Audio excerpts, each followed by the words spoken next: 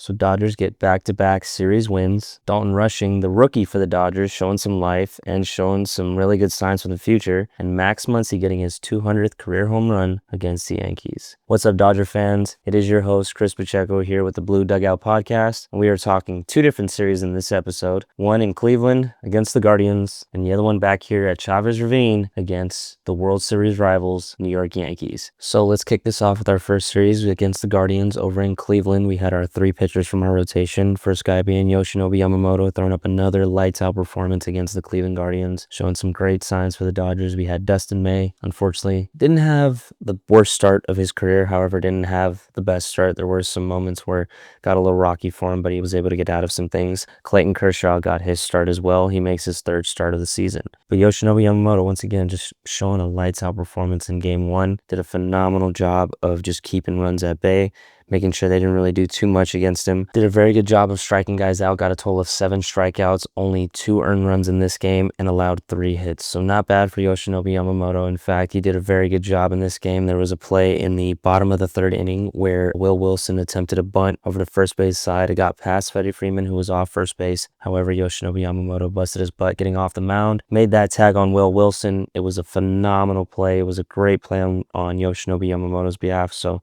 hats off to you, kid, for another lights out performance. He did a great job once again in game one of making sure not a lot happened against him. Guardians not scoring a lot of runs in this one, so Yoshinobu Yamamoto, hats off to you, kid. So Dustin May had the start for game two, and unfortunately, just the inconsistency again for Dustin May in this game. We came from a start in Arizona where he only allowed 1 earned run to now giving up 3 earned runs against the Guardians. Unfortunately, just allowing more hits in this game as well, walking more guys.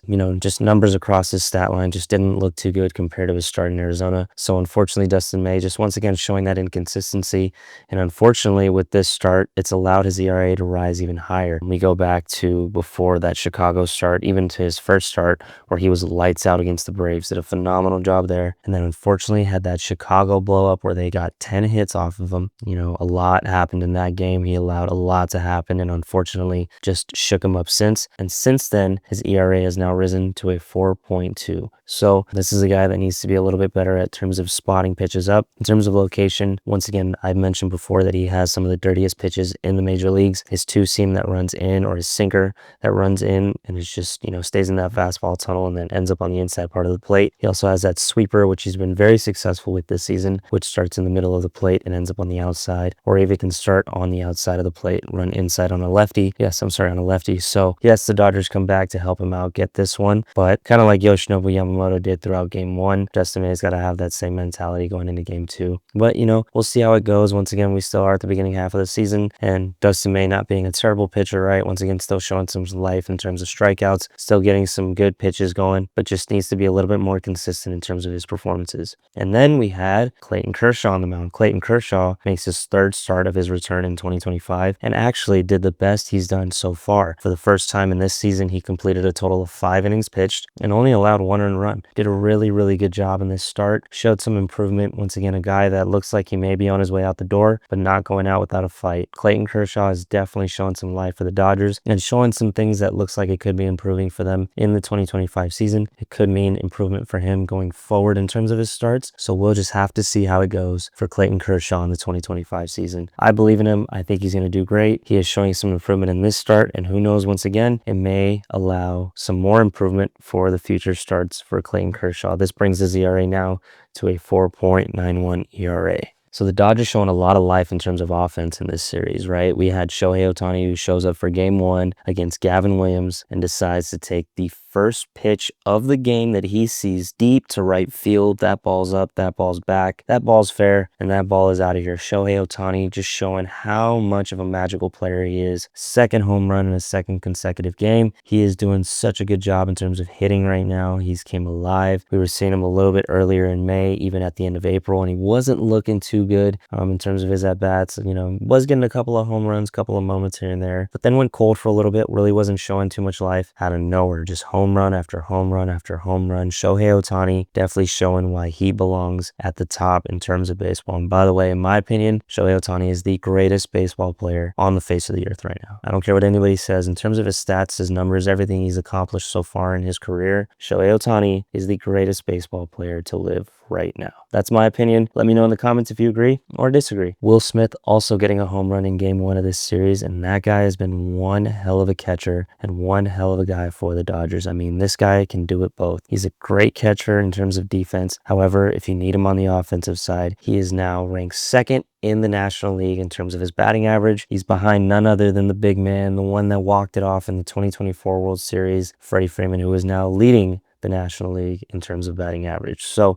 those two guys really coming alive, staying alive in this one as well. Once again, Will Smith getting that big home run in game 1 and showing a lot of life for the Dodgers offense. Max Muncy in game 2 of this series, in fact, gets a big home run, and in fact gets 3 RBIs in this game. He also gets another base hit in this game. Even though he didn't do too much for game 1 or game 3, game 2 was his game for this series, and he just did a phenomenal job in terms of scoring runs for them, helping them get some runs. 3 RBIs in one game is pretty big. So hats off to you, Max Muncy, for a great performance in game 2 of this series. Dalton Rushing, the man we brought up from AAA, who replaced Austin Barnes, who we love so much, and obviously, like I said last episode, big catcher for the Dodgers. But now Dalton Rushing, the rookie, has some big shoes to fill, and he actually has been doing just that. Dalton Rushing getting an RBI in this series and just doing a lot of things already for the 2025 Dodgers. This is his rookie season. He's already gotten a few accolades in this one. As we can remember back from his first game, he did a lot in that game as well. So Dalton Rushing looking like he's promising for the Dodgers, looking like a promising future for Dalton Rushing. So kid, hats off to you. Hope you have a year. Michael Conforto ends his home run drought and ends up getting a home run in this series as well in game 2. A guy that still is unfortunately not doing the best, even though he got this home run. He still is a little cold at the plate after this, didn't do too much. Even before this, didn't do too much. So Michael Conforto getting that home run, but once again, needs to be a little bit more consistent with his bat, and hopefully he can come alive for the Dodgers. One thing I can say in terms of the negatives in this one, of course, is our bullpen. Unfortunately, in game 3, they allowed a lot to happen. A lot of guys got moved around, and unfortunately, runs were scored in moments they shouldn't have. Guys like Tanner Scott, guys like Alex Vesia giving up home runs, giving up RBIs. So unfortunately with that, the bullpen really needs to lock down a little bit more, right? These are guys, once again, that need to come into games and understand that they need to be in a position to not let too much happen out on the field, not let any more runs come in than what starters have already allowed. They need to stop the bleeding. They need to understand that they cannot give up big home runs, big RBIs like this, because obviously it leads to a loss. And once again, I'd prefer more wins than losses. I'd prefer more guys to have saves. Guys like Tanner Scott, who did great for San Diego last year, really hoping he can turn things around in terms of the Dodgers this year. Alex Vesia being another guy that we went to a lot last year. Hopefully he can turn it around. We do take that first series 2-1, and pretty happy for that. But then we come back to the ravine where we have our World Series rematch, Dodgers versus Yankees. So here we are in the second series, which of course is the 2024 World Series rematch, New York Yankees versus the Los Angeles Dodgers. And of course, this was at Chavez Ravine to kick this one off. We had our 3 guys go. Tony Gonsolin, Landon Knack, and Yoshinobu Yamamoto took the mound for us in terms of this series. Unfortunately, in game 1, Tony Gonsolin not looking hot at all. In only 3 innings pitched, didn't even get through 3 innings, in about 2.1 innings pitched, gives up a total of 3 home runs. And in that very same inning, gave up a 4th home run, which meant he had 4 home runs allowed before even completing 3 innings. That is not an ideal start any pitcher would want to have. Unfortunately, Tony Gonsolin has allowed his ERA to go up throughout the season in his last 6 starts. Kind of like Dustin May, been very inconsistent. Really hasn't been able to come alive in terms of his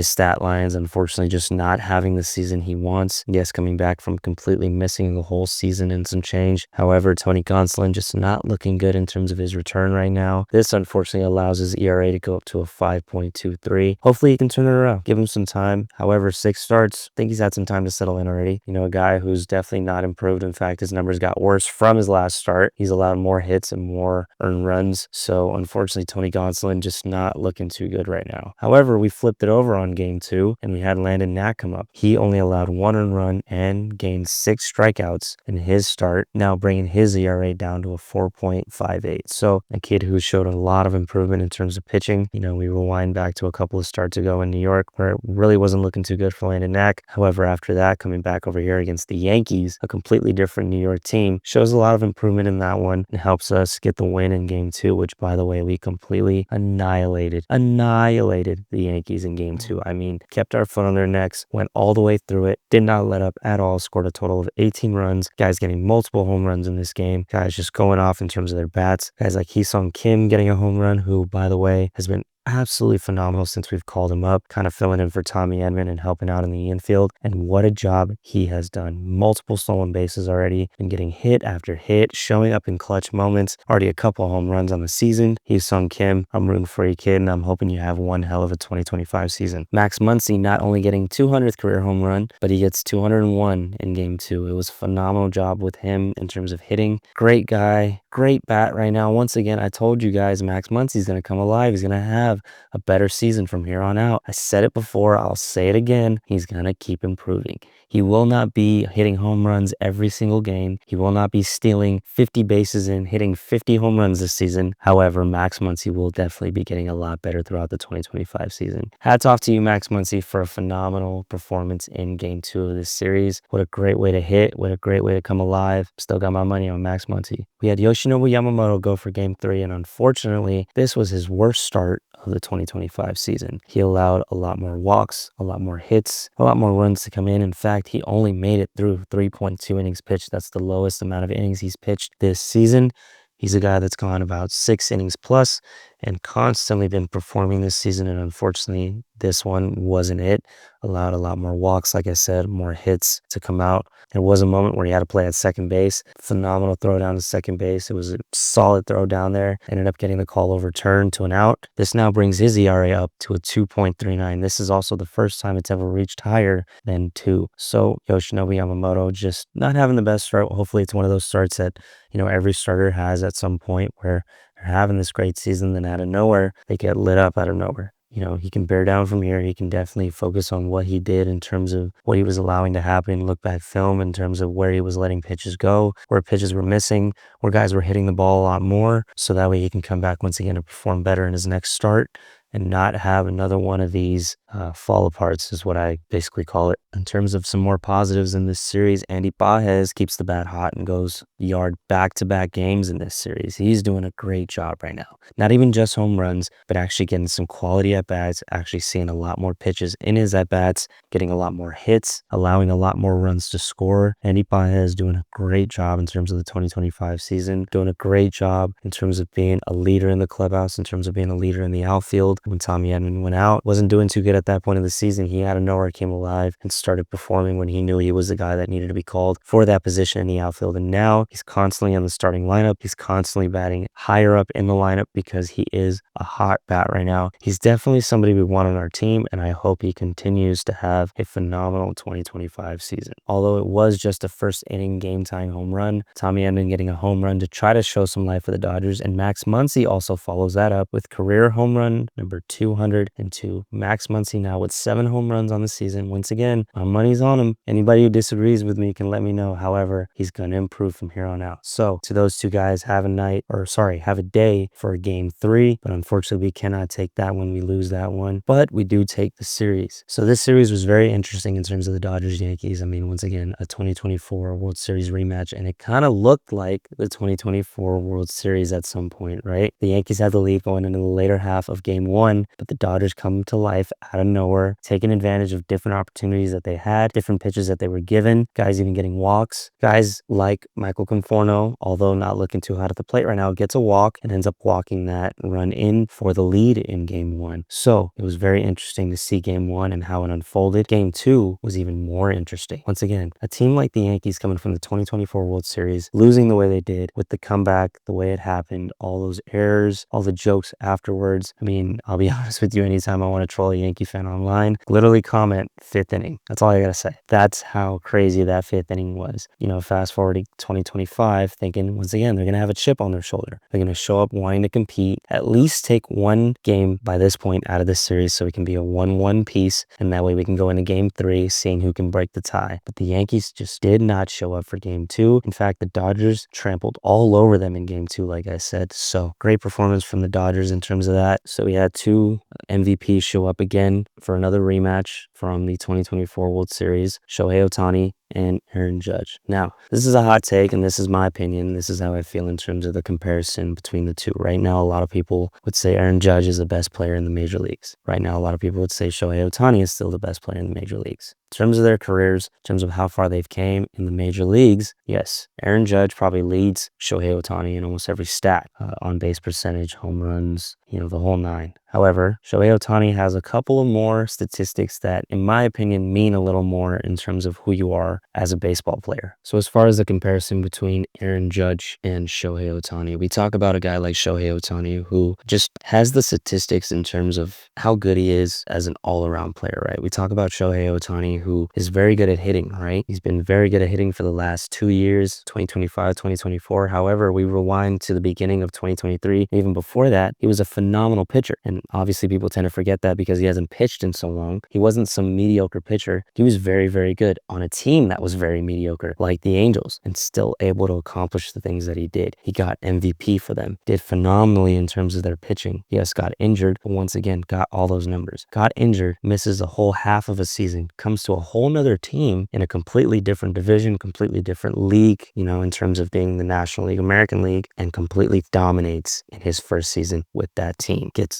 Is the first player to reach 50-50. Shohei Ohtani still doing good in the 2025 season. At one point was leading the league in home runs. Unfortunately, Cal Raleigh taking that from him. I mean, that guy's going off right now in terms of Seattle. Hats off to you, Cal Raleigh. But Shohei Ohtani, once again, just shows all these numbers, shows all these statistics. Even while he was on the Angels, got called to play for the World Baseball Classic, where he ended up striking out none other than Mike Trout. In my opinion, that is a huge accolade to have, especially winning something like the World Baseball Classic in his very first. In terms of the numbers that he has, right, already has a ring, has multiple MVPs, once again, in 2 different leagues. I just feel as though the numbers that he has kind of outshine, even though these are big numbers from Aaron Judge, kind of outshine those numbers. Now, this is not to say Aaron Judge is a bad ball player. In fact, he's probably, yes, the best hitter in the major leagues right now. Cal Raleigh obviously leading the major leagues in home runs, but Aaron Judge doing a great job too right now. However, I would still take Ohtani on my team over Judge any day of the week. So that's my opinion on that take. Let me know in the comments if you agree. Let me know what you think in terms of the comparison. So that wraps up these 2 series that we had, one against the Guardians, the other one against the Yankees. We win both of them, but now we are back in Chavez Ravine again against another team from New York, this time from Queens, the New York Mets. We have our guy Dustin May on the mound for us, where hopefully he can have a better performance. Hopefully he can show up and actually perform, have a better performance than he did against the Guardians, and hopefully he can show up and show out. So that wraps up this episode of the Blue Dugout Podcast, folks. Let me know in the comments what you guys thought. Leave a like if you haven't already. Subscribe to the channel if you are new. This is Chris Pacheco wishing you a very pleasant afternoon wherever you may be.